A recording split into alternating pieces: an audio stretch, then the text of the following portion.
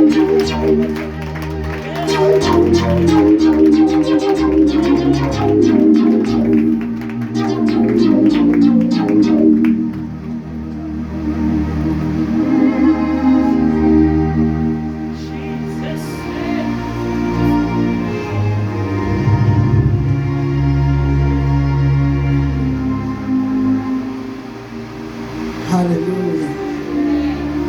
Hallelujah.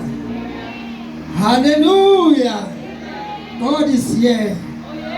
uNkulunkulu ukhona. Hallelujah. Touch your neighbor, said God is here today. Uya kunomunye umtshele ukuthi uNkulunkulu ukhona namhlanje. Hallelujah. Mawungakamboni angeke uphinde umbone. Hallelujah.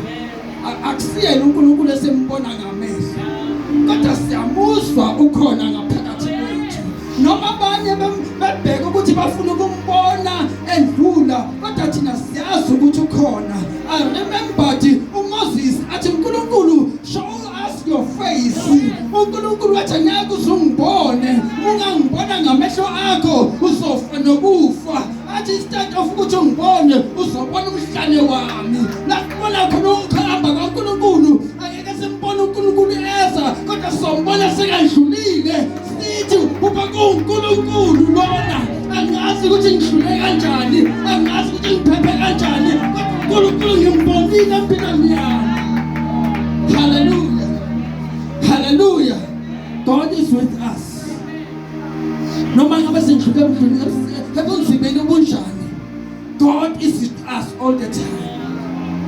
Ungafili ngathi you are alone musey'inkingeni, ungafili ngathi wedwa makunzima, ungafili ngathi wedwa mawulahlekelwa abathandayo, ungafili ngathi wedwa mawugula. uNkulunkulu usekhona, uthi angeke ngikushiye, ngiyohlala nginawe ngaso sonke isikhathi. Isithembiso sikaNkulunkulu leso. Hallelujah. Ngaphandle kokumosha isikhathi sesihambe kakhulu, sasenenkonzo elandelayo, inkonzo yesidlo senkosi. So ngizohamba ngespeed sizwe uNkulunkulu ukuthi uthini. Hallelujah.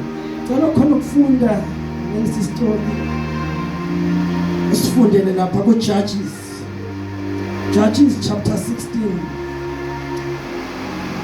verse 28. Judges chapter 16 verse 28. Cela ukubona izandla asebemtholile lapha emuva, abasebethola uJudges. Angathi asimfuni nokumfuna, siwaphethe amabhayibheli. Cela ukuphakamisa iBhayibheli lakho ngesandla. Funa ukubona laba abangaphathi, abanye abaphakamisa amafoni, abanye ama-tablet. Okay. No, sizwe sisha. No, inesikhathi sama-technology. Hallelujah. Simtholile. Ngizokhomba wena emuva ngithi sifundele umungakathi awukamtholi. Simtholile uJudges. Angifuna sibe nenjwayelo yokufunda. Cela ukubona izandla simtholile. Sipho umtholile. Ngathi ubheke nje ubheke imvula, ngabe ungena nayo enkonzweni. Hallelujah. Okay, asambe sister. Judges chapter 16 verse 28. It reads as follows. Then Samson prayed, Sovereign Lord, please remember me. Please God, give me my strength just once more, so that with this one blow I can get even with the Philistines for putting out my two eyes. Amen. For the sake yalaba abangezwanga, sometimes mafunde kokuqala iyandlula. Asinike laba abathatha kabili ukuthi bezwe, asifunde. We're reading from the book of Judges, chapter 16, verse 28. Then Samson prayed, Sovereign Lord, please remember me. Please God, give me my strength just once more, so that with this one blow I can get even with the Philistines for putting out my two eyes. Amen. Baba egameni kaJesu Kristu waseNazaretha. Lord, izwi lakho Nkosi yamakhosi, khuluma-ke Nkosi yamakhosi, ngehle mina somandla. Speak somandla to your children this morning. Minister Holy Spirit to our spirit this morning. Ngegama kaJesu Kristu waseNazaretha. Open our spiritual ears right now. Open our eyes to see your goodness somandla. Ngegama kaJesu Kristu waseNazaretha. We thank you, Lord, in Jesus' name. Those who believe and say amen and amen. Hallelujah. Hallelujah. Lana ngikhuluma ngendoda esiyaziyo kakhulu. Cela ubone izandla abamaziyo uSamson. Abamaziyo uSamson. Andisiba bayi5 enkonzweni abazi uSamson. Cela ubone izandla abamaziyo uSamson. Hallelujah. Hallelujah. Ungubani uSamson? Who is Samson? Masifunda lencwadi lena kuJudges from 16 until 18 or 20. We see uNkulunkulu as a certain woman bangomfazi othile who was barren obengatholi abantwana. This woman he was abayinyumba ngisho kanjalo. He was trying to get children and ebengabathola abantwana. And ingelosi kaNkulunkulu yes akuyena athi woman uzozala indodana. Hallelujah. Uzozala indodana, le ndodana lana it will save Israel from the misery of the enemy yamaFilistine. Hallelujah. In these times of Judges, amaFilistine bengewona abaphethe izwe lakaIsrayeli. Izwe lakaIsrayeli belingaphansi kwabo ngoba amaFilistine behlule oIsrayeli empini. It means they were defeating oIsrayeli and bamcapture oIsrayeli ngoba ngaphansi kwakhe. Amen. So Israel bengakhona ukwenza izinto zabo. Israel bengakhona ukwenza nohlobo lwabo. Kodwa bebelandela izimfundiso bebezolandela imithetho and the rules of Philistine. Hallelujah. uNkulunkulu and came now to this woman. I will give you a child and this child will save Israel. Hallelujah. This child has an assignment. Nomntwana lona before engena esithweni sika mamakhe, he already has an assignment. Before aqala impilo yakhe, already une destination, already une purpose. Akazi ngawe mzalwane ukuthi namanje do you know what is your purpose uNkulunkulu? But uNkulunkulu uthi I know you before usesifeni samama wakho. uNkulunkulu wasasa siswini samama wethu ukuthi mina nawe I'm giving you this purpose. Mina nawe I'm giving you this destination. Akekho umuntu who doesn't have a purpose. And we see lana uSamson has given a destination or the purpose ukuthi uzosiza abantwana bakaIsrael abakhiphe esandleni samaFilistine. Touch your neighbor uthi what is your purpose? What is your purpose? What ubizelweni obizweni lakho? Yini la uNkulunkulu akubizela yona? Abanye nje bazobheka phezulu ngoba asikakazi ukuthi uNkulunkulu sibizeleni. Omunye usazokaka ukuthi mina ngiyasiphilela nje angazi ukuthi mina uNkulunkulu umbizeleni. Hallelujah. But uNkulunkulu has put a purpose in you. Nawe uNkulunkulu ubekile ukuthi there are lives empilweni yakho that you have to change. Or kunabantu that abakumele babheke impilo yakho and be transformed ngempilo yakho. Sonke sine purpose emhlabeni. Noma ungasibhekela phansi uthi mina ngikhona ukwenza lutho. Noma ungasibhekela phansi uthi mina ngikhona ukukhuluma. Kodwa uNkulunkulu ngokungakhuluma kwakho kune purpose. Ngoba ezinye izinto sikaNkulunkulu asidingi ukuthi uzukhulume, sidingi ukuthi wenze. That's why ukuthi we don't have faith ngokwenza izinto, but we have faith ngokwenza izinto zikaNkulunkulu. Hallelujah. So singasibhekeli phansi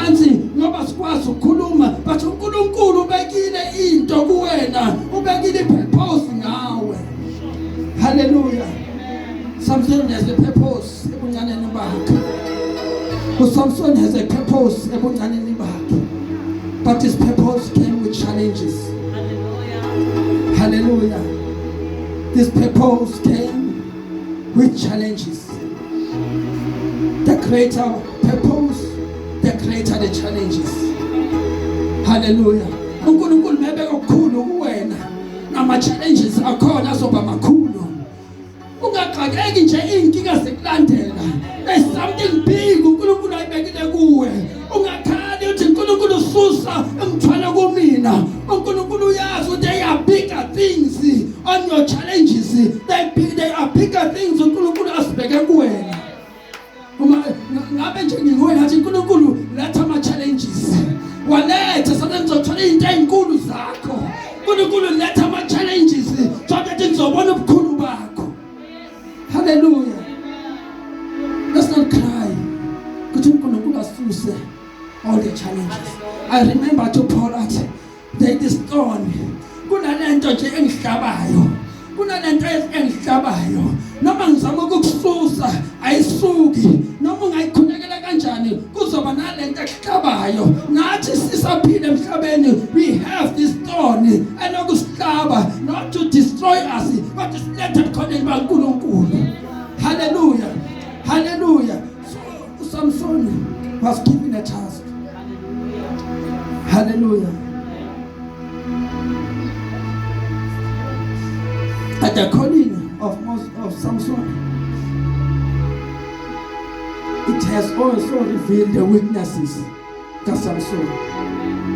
Hallelujah. Sometimes ebizweni likaNkulunkulu izinto nje azikho smooth. Sometimes ebizweni likaNkulunkulu asambi nje in the highway. iBhayibheli lithi uma Samson had some challenges. Amen. Noma ebiziwe noma enamandla iSamson iBhayibheli lithi I remember that masifunda that this woman of Delilah, he wanted to find out ukuthi Samson amandla akhe akuphi. Izinto zikaNkulunkulu amandla awekho physically. Angeke abonakale ngokuba isikhondla khondla. uNkulunkulu uyabeka amandla kuwe umncanane. uSamson ngathi ngiyambona ebeka umncane njengoba uRichard. Abantu basibuza ukuthi baba uRichard amandla akhe akuphi. Babize babuza babiza uDelilah bathi amandla akho akuphi na. Hallelujah. Kathi amandla akho asekufihlekile. Amandla akho asekufihlekile. Hallelujah. To achieve the purpose esibisela yona, it needs the discipline. To achieve the purpose esinika yona, it needs the commitment. To achieve the purpose and the purpose kaNkulunkulu, it needs ukuthi sibe ne self control. Hallelujah. I see like uSamson he has a challenge. Ebenankinga yesifazane. Hallelujah. Noma uNkulunkulu embizele to save the Israel, but ebephuma endleleni abheke like isifazane. That will put him in danger. So I just want to encourage people who are called. When you are called to God, focus on uNkulunkulu. Mawubiziwe esibheni kaNkulunkulu, don't be diverted by ezinye izinto. Bheka uNkulunkulu ukuthi kubizelweni. Yebo kuzovela aboDelilah. Yebo kuzovela aboThusile. Yebo kuzovela aboBoy. Yebo kuzovela aboDavid. Oh, I pray that you don't be diverted. Focus on the calling kaNkulunkulu. Kaningi singabazalwane, we are called for a destination. We are called to preach. We are called to share the word. But sometimes there are things that is distract. There are things like ourselves. Sometimes our people around us. Sometimes abangani bethu. Sometimes our tradition. Sometimes it is finances. Sometimes it is ningi. So uNkulunkulu in this lesson, uNkulunkulu shows us what we have to pay attention to the vision uNkulunkulu asibisele yona, and non-focus kwizimpini eseceleni. But Samson is a challenge. Nomazi ukuthi uyaphi, but bekazithole ephuma endleleni. iBhayibheli ukuthi lithi lana he had some time, he went to sleep on the prostitute's house. Indoda ebiziwe kaNkulunkulu yahamba yayolala nama-prostitute, ikhohliwe ukuthi ibizelweni. Sometimes endleleni singabazalwane we tend to forget ukuthi sibizelweni. Sambe soyenza izinto zezwe, sambe sinaka izinto zethu, sikhohle ukuthi lento lena it is not good for us, it is not good for our calling, it is not good for our purpose. I don't know mzalwane yini lena, when we have to come to church and suddenly come and say the church is not good enough. Sometimes when we have to come to our services, oh God, no, I'm too busy for these things. Yes, sometimes we have to do izinto zikaNkulunkulu bavele izinto that occupy our space. Ubani umsula kuloko? Othi mina I had time where I have to attend into zenkonzo, now prioritize into zami. No, othi mina ke ngimsula ke always prioritize izinto zikaNkulunkulu. Asazi sifune kuphi, singapha singapha. Hallelujah. We have to focus kuNkulunkulu, to our calling. The Bible, when I analyze the life of Samson, the Bible to Samson was a great man. Samson was a powerful man physically, but he has the challenge of emotions. Hallelujah. Ebe umuntu onamandla, but when a challenge of self-control. Sinabazalwane, us, me, I'm one of them. We have the calling of kaNkulunkulu. I don't know about you, but sisithola sifocusa ezintweni zethu. Sisithola sibeka izinto zikaNkulunkulu eceleni. Sisithola si-entertainer our feelings. Sisithola sifocusa in our activities. But uNkulunkulu wants us to focus in Him, to learn to manage our own life. Not to say you must not do the things you have to do, but the priority, it is your destination. The priority ukuthi uNkulunkulu ukubizeleni. Hallelujah. Oh, the strength. The strength is Samson. Lana, the strength without the character is useless. Namungama lana ukule. But if there's no character in you, and welcome everyone nice, but if you have no character, there's no point for you. Hallelujah. So it is important to learn from Elijah, Samson. Well, Samson was a strong and gifted man. It was a strong and man with a purpose. Hallelujah. And we find to Samson ehlukana even another prostitute and goes to another woman.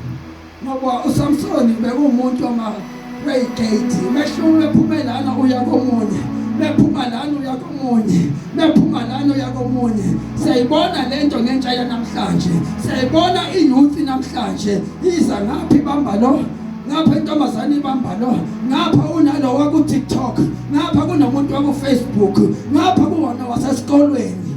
Don't have that character ka Samson. Hallelujah. You have to focus on your destination. And amaFilisti ebonile ukuthi Samson is very powerful. He's a powerful man of God. And the Bible highlights lana ukuthi uSamson he managed to kill like more than 3,000 yamaFilisti in one battle eyedwa. So amaFilisti abona ukuthi no, eyedwa nje angeke simkhona. Hallelujah.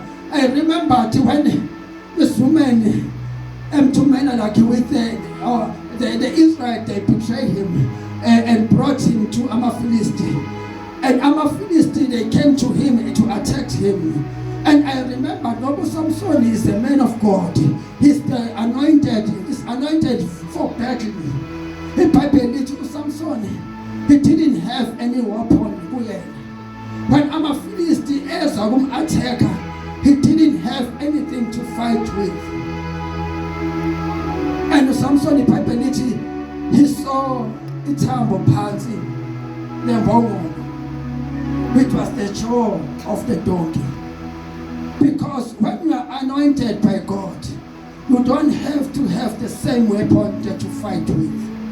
Hallelujah. uSathana angakwazi nje. iBhayibheli lithi uSamson he took that bone of it, the jawbone, and he killed more than 3,000 of amaPhilistines.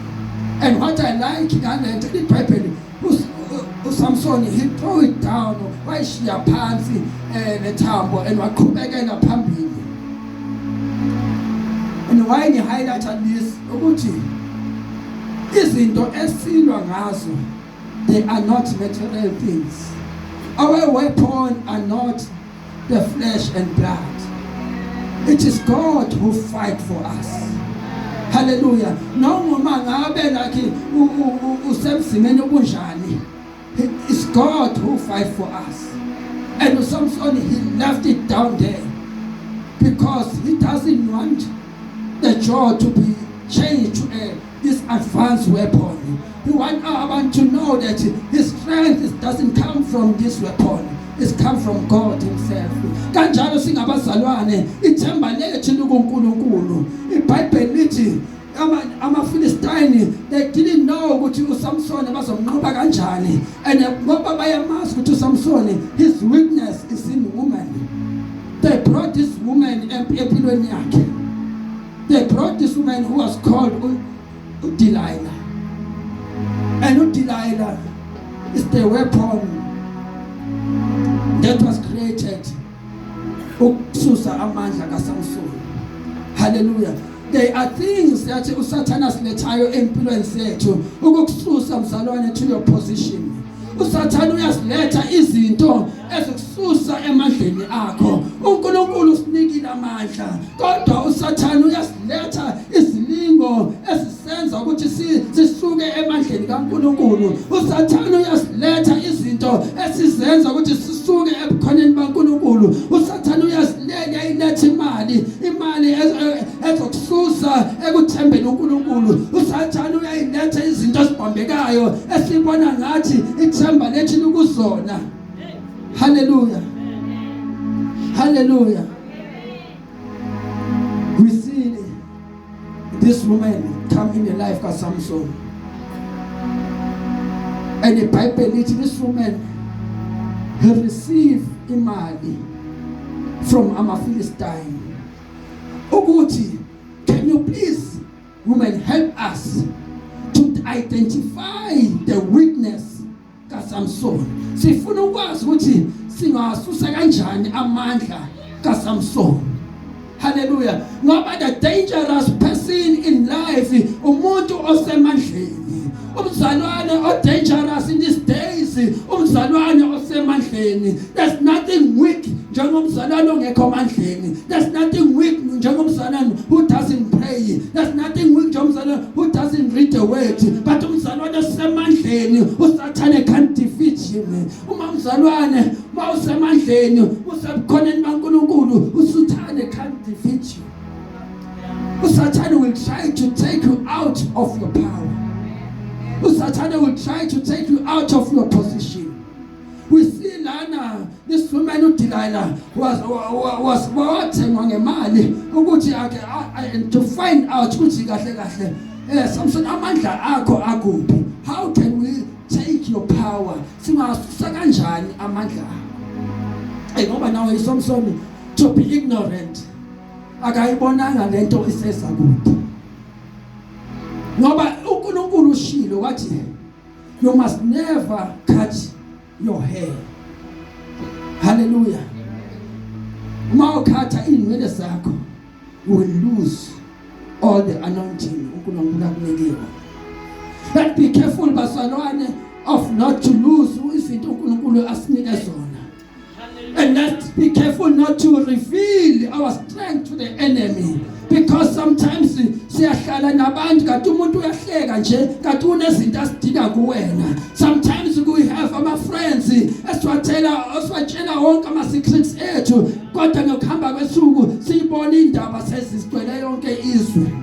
They are friends that are not good for you to tell your secrets.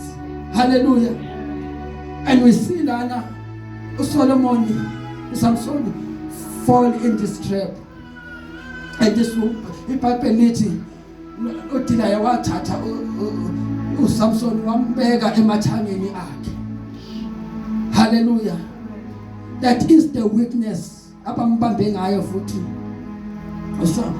uSamson ukumletha in his weakness. Noma ubeka indoda enamandla kodwa bebembeka kulento la abuthakathaka kuyo. The enemy knows ukuthi mbambi. Kanjalo nabasonathi basalwane, when we know ukuthi like our weakness it is alcohol, we need to run away from those things. If we know what our weakness amantombazane, we have to run away from those things. If we know what our weakness ukuhleba, we need to run away from those things. If we know what our weakness ukwenza izinto eziningi oyisiphumendleni, we need to run away from those things. But usathane mefuna ukubamba uyasilethe eduze kwakho. Unekusibhekile nje. Uma ngane ukuze umakhelwane ngane akutshela indaba zamakhelwane omunye. Wena ohleli uyasiletha. And ngoba nawe your weakness ukukhuluma indaba zabantu uyithole nawe sowukhuluma sawungena kuyo lezinto. Hallelujah. We must know our weakness and try to move away from the things that put us back to sin. Hallelujah. uSamson wasithola inwele zakhe sekundiwe. iBhayibheli lithi masikundiwe inwele zakhe methu uyavuka ejwayele njengenjwayelo ukuthi mangivuka impi mayiseduze I will go and fight impi the way ngihlale ngiyilwa ngakhona. But this time uSamson he didn't realize ukuthi izinwele zisukile. Hallelujah. Amandla uyitshela ukuthi amandla sekhona. Uyitshela ukuthi hayi ngisazovuka njengenjwayelo ngiyolwa nempi. Kanti the enemy has cut the hair. And amandla ahambe nezinwele. Sometimes bazalwane, we know that prayer works. We know ukuthi like masithandaza izinto ziyenzeka. But sometimes sibona masithandaza izinto zingenzeki. We need to trace back ukuthi uNkulunkulu ngisasenazo inwele na. uNkulunkulu inwele zami zisekhona na. Uma ngale izinto azenzeki sibuza ukuthi uNkulunkulu na inwele zami ngisasekhona. I know I usually mangithandaza izinto bezenzeka. Mangithandaza uNkulunkulu wabehla. Manje akwenzeki. We must check ukuthi usasekhona na. Usasekhona na ebukhoneni baNkulunkulu. Is the anointing of God still there with you? Because sometimes see we come to church and think ukuthi izinto zisale right. We come to church and pray. Sisitshela ukuthi we are still among the protection of abazalwane. Kanti wena mawuphumile ebukhoneni baNkulunkulu wenza izinto zakho eceleni okungamelanga uzenze. The moment you cry to God, zomangana izinto zingenzeki. Because God wants you pure and righteous. Hallelujah. And uSamson wabanjwa engenamandla methuthi amandla wekho. Methuthi amandla wekho. And amaFilisti they caught him. Bambamba bamisa endaweni yokubukela yabo in this building. Bambopha ngama-chain. We have abazalwane ababoshiwe. We have abazalwane yes they are anointed but baboshiwe.